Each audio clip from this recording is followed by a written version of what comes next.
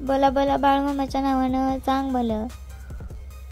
Hello friends, आज आलेलो आहे आपण बाळूमामाच्या मंदिरामध्ये. तर आज आहे रविवार आणि बाळूमामाचं मंदिर आहे जत रोडवरील अलकुडियस या गावातील.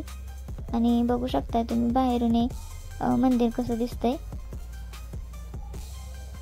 तर आतापर्यंतचा आपला अनुभव आहे की बाळूमामाचं मंदिर म्हणल्यावर खूप छानच असतं ते.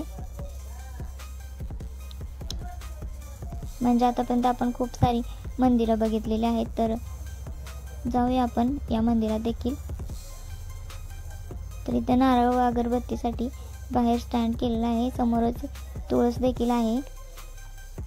आणि बघू शकता या सभा मंडप आहे मंदिराच्या बाहेर. खाली कासवाची मूर्ती आहे आणि हा मोठा सभा मंडप आहे. यावरती खूप छान असं झुंबर आहे.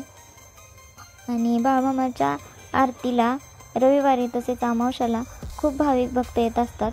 त्यामुळे बाळूमामाच्या प्रत्येक मंदिराचा सभा मंडप हा खूप मोठाच असतो, जेणेकरून खूप भाविक भक्त तिथे थांबू शकतील एका जागेला. कारण या इथं आरतीला खूप लोक येतात रविवारी आणि अमावस्येला. तर बघू शकता ही बाळूमामाची मूर्ती आहे. खूप सुंदर अशी मूर्ती आहे. मुळे महाराज, विठ्ठल रुक्मिणी आणि बाळूमामा जशी की आदमापूरमध्ये आहे त्याचप्रमाणे मूर्ती आहे.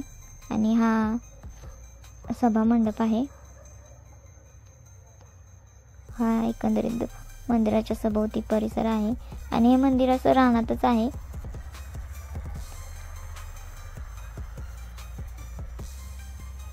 जर तुम्ही या मंदिराच्या परिसरात राहत असाल आणि तुम्हाला आदमापूरला जाणं शक्य नसेल तर या मंदिराला तुम्ही नक्की भेट देऊ शकता. तर परत एकदा बघा मूर्ती किती छान दिसते.